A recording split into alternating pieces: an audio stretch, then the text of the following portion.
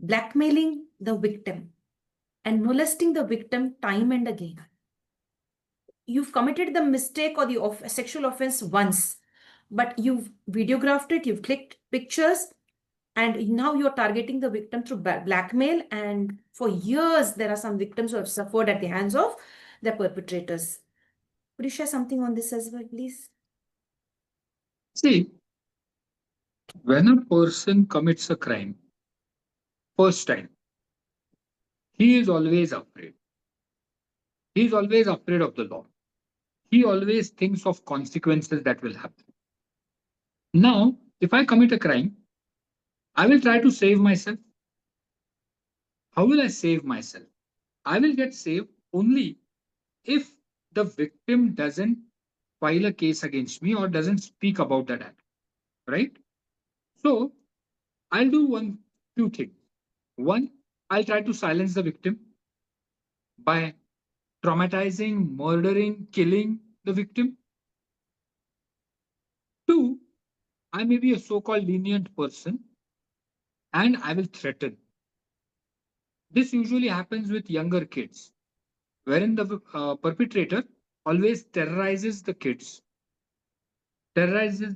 If you tell it to your parents, I will kill your parents, or I will kill you, or I'll kill your uncle whom that kid likes a lot, or I'll kill your pet for that matter. So that is the other way that they try to save themselves. The third way is to silence the victim, but without a physical harm, is by actually recording that act, taking photographs, films, videos, and keeping it with them and threatening the victim that if you are going to expose me, I am going to destroy your life.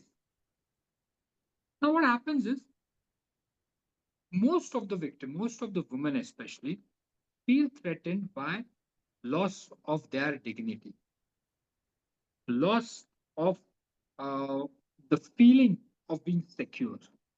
If their private acts are exposed, what society will say? Will I get married? What will happen to my life? And because of that, they keep quiet.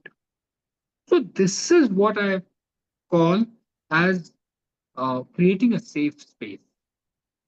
Every person should have a safe space in their own house, wherein they can disclose their most innermost feelings, innermost thoughts, innermost secrets to anyone and everyone. That is what will make an ideal society. Yes, Doctor. Yes, Dr. Sagar. You've been speaking so well. You've been sharing your thoughts and views and your experience and expertise so well with us. You've given us many examples. Before we sum up, one important thing that I'd love to discuss with you is what if the father is the perpetrator? Because I've heard several cases from near and dear ones being molested by their own father. Let me tell you, younger children, 90 to 95% of the cases are perpetrated by their near and dear ones.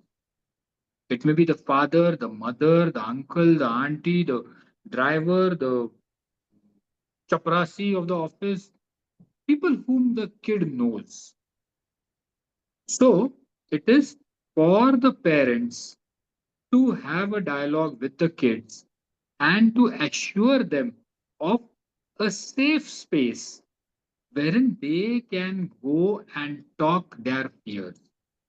Many of these young kids don't understand that they are being sexually abused for a very long duration of time because they don't know what is sexual abuse.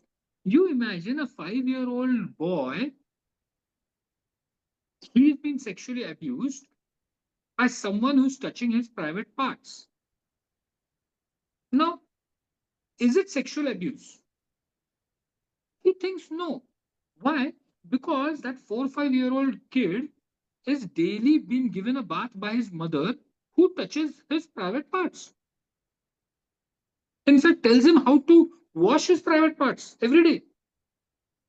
Now, if some uncle does that, he thinks it is normal.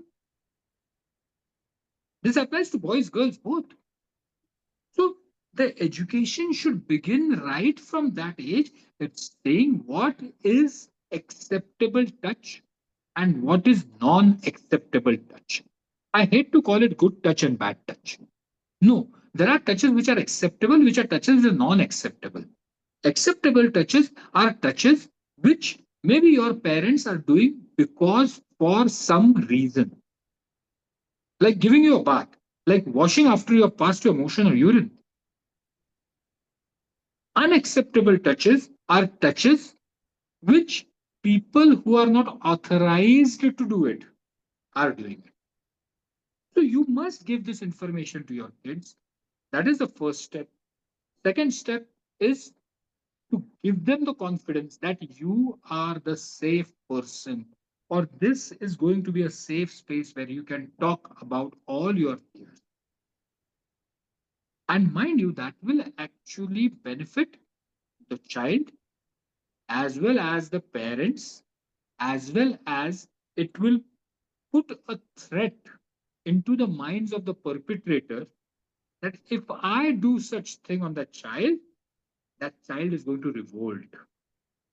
What is the safe space?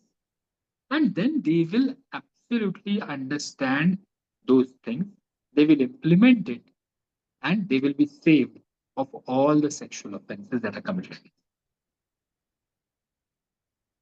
Yes, Dr. Sagar, thank you so much for sharing all these important tips with us and why sexual crimes occur and how we could really prevent sexual crimes or minimize sexual crimes in the right way. Do share this video with others to enlighten them, to create awareness, and to make them feel the need to take care of their loved ones. Do not neglect your family members. Be there with them at every given moment when the time requires for your presence to be with them. I'm not saying be 24/7 with them, but when they really require you to share their time with you or share your time with them, please be with your family members. If you'd love to support us, stay connected with us. Like, comment, subscribe, and share to the International Fab Talks. Be a part of transformation. Lack of awareness is the cause of lots of sexual offenses across India and the world. Let's stay safe, protect our children. It could be our sons and daughters or the third gender. Let's stay safe. Let's make life beautiful, right? With this, we'd like to sign off now. Stay connected and stay blessed. God bless.